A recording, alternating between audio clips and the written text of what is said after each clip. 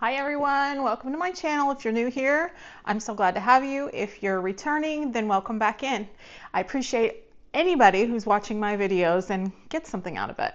Let's talk about PTO, paid time off. Do you have it?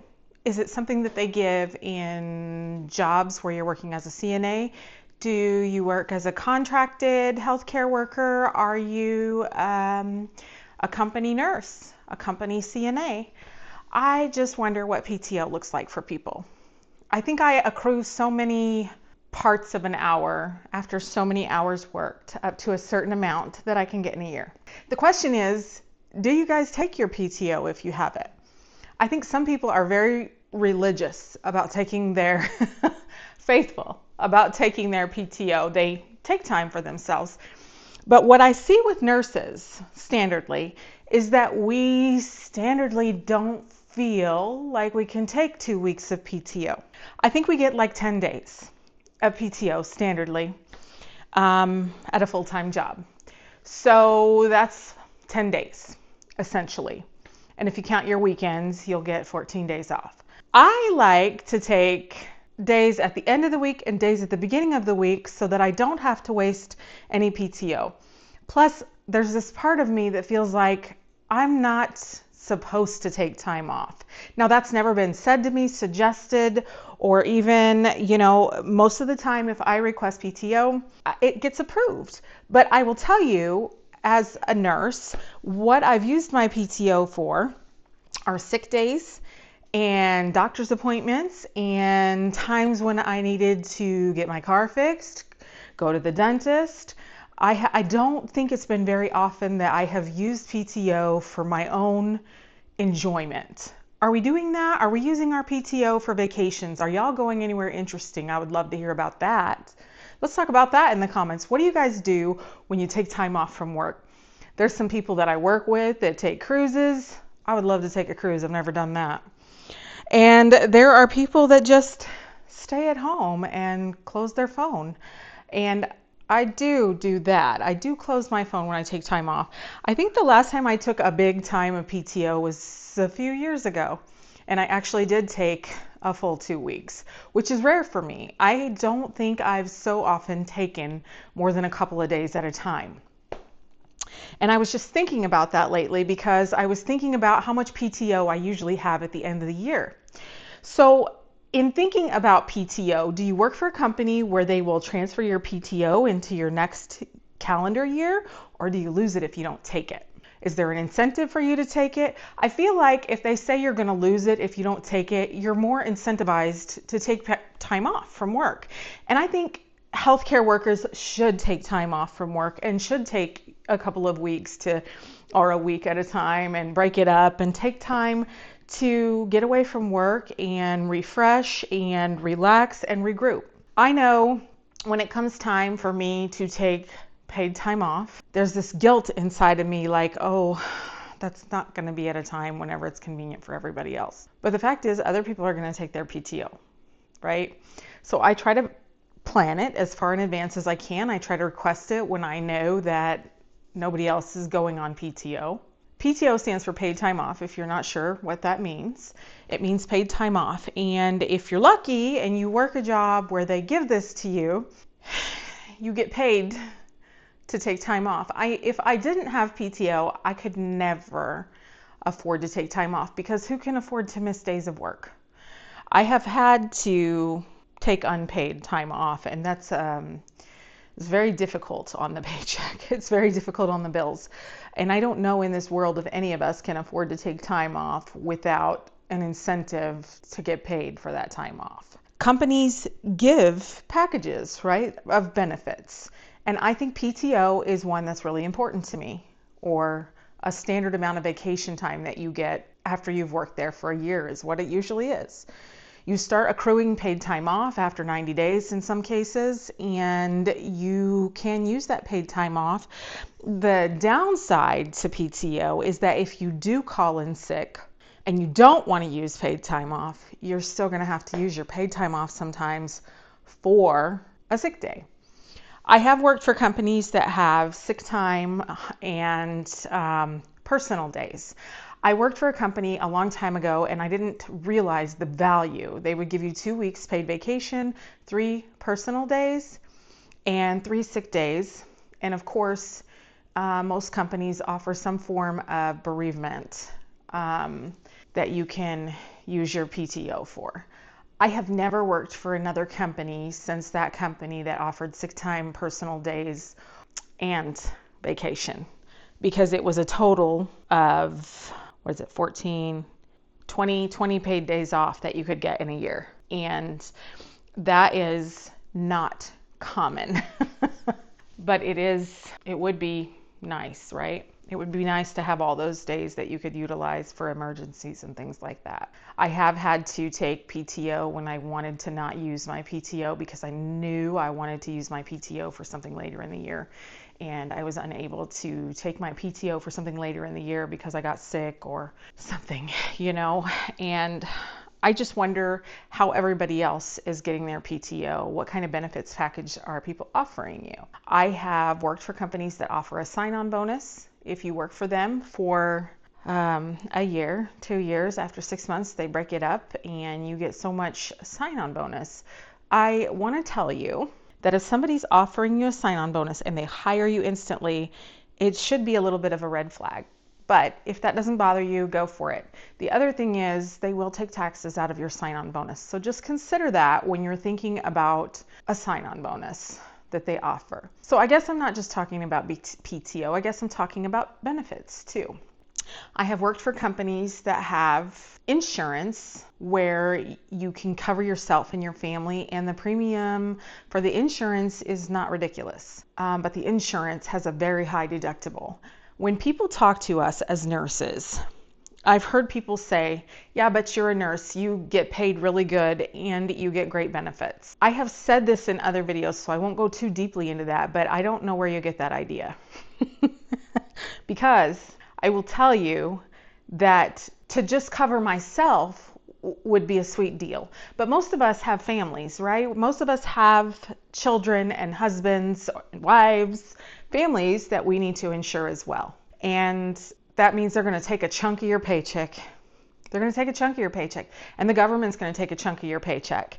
And even though you get this salary that looks like 6 figures in some cases, you're never bringing home 6 figures. You're not. You're not bringing home what is estimated to be made if you work a good job in nursing. There is a cap of how much money you can get to as a registered nurse. And to some people, that looks like a sweet deal. But have you considered what nurses are doing for those benefits? The job of nursing deserves good benefits. We deserve a better health insurance plan. We deserve PTO. And we deserve good pay, right? Because we're doing a service for people, and it's not a service that everybody wants to do. Again, though, I will say if you're going into nursing just to make money, you're definitely not going into the right field, because you're not going to get rich doing nursing. I promise you that. You will never get rich doing nursing. You will get rich in your heart, but you will never get rich with cash.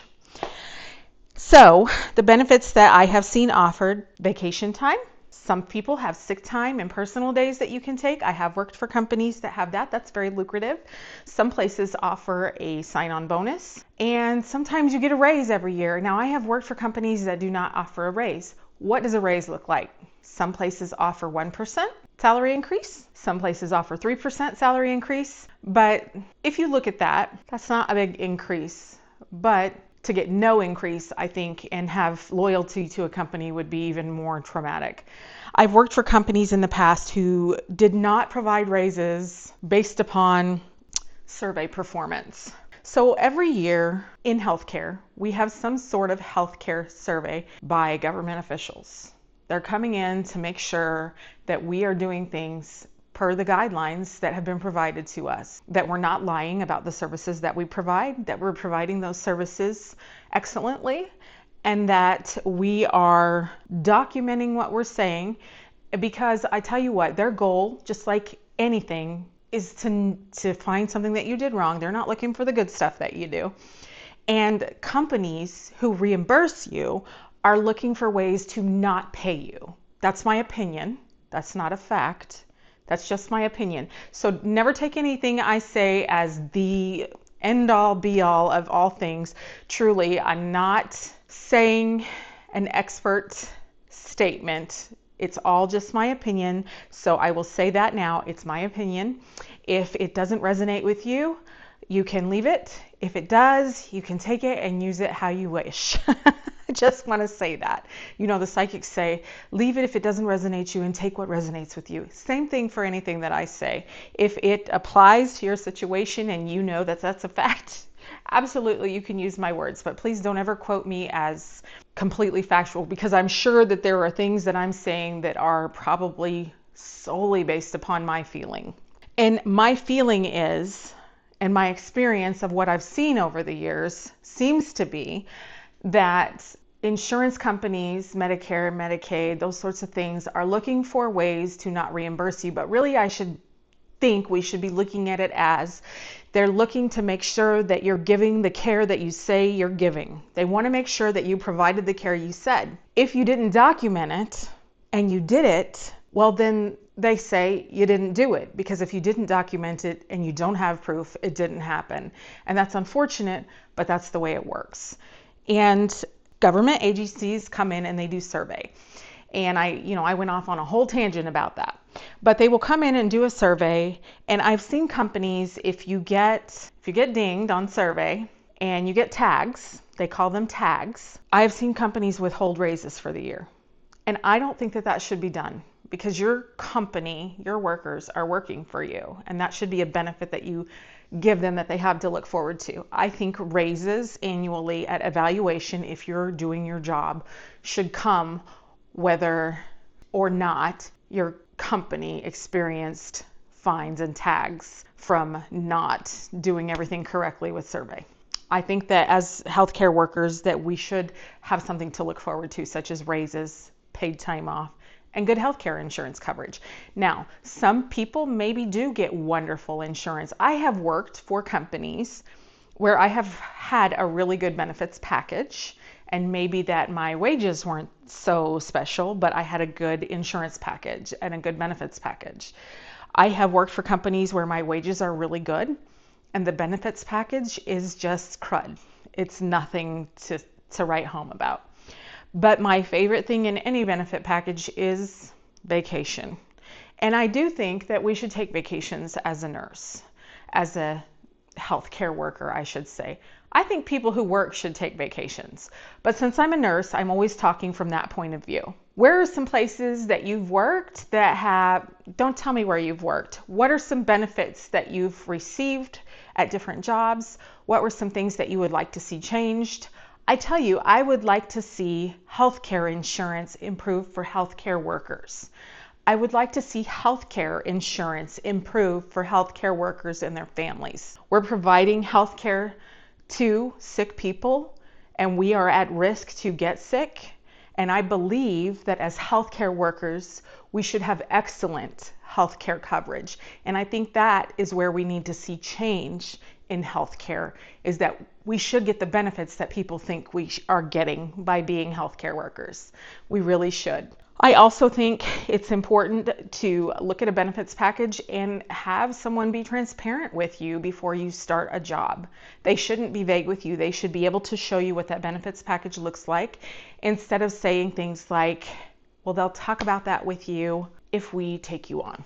No, we should talk about that before you take me on, because that should be something I get to compare when I'm looking at jobs. Now, again, I have worked in companies where they have provided excellent benefits, and I miss those benefits immensely. But I have also worked in companies where the benefits are not even worth paying for. And we do pay for those benefits, and the deductibles are high. And PTO should be used as we prefer to use it, and we shouldn't be penalized with our PTO if we don't want to use it, if we have a sick day. If we feel that we want to miss a day of pay because we were sick and we can afford that. We should not be penalized by being forced to use our PTO for those reasons. Obviously, if you have an extended illness, you may need to use your PTO. You may need to use short-term disability. But I believe that PTO should strictly be reserved for the things that we want to use it for. Those are my opinions. Tell me about yours. And if you like what you see here, I would love to hear about it and talk about it in the comments. And I would love it if you liked, subscribed, and followed for more. Thank you for watching. I'll see you soon. Bye-bye.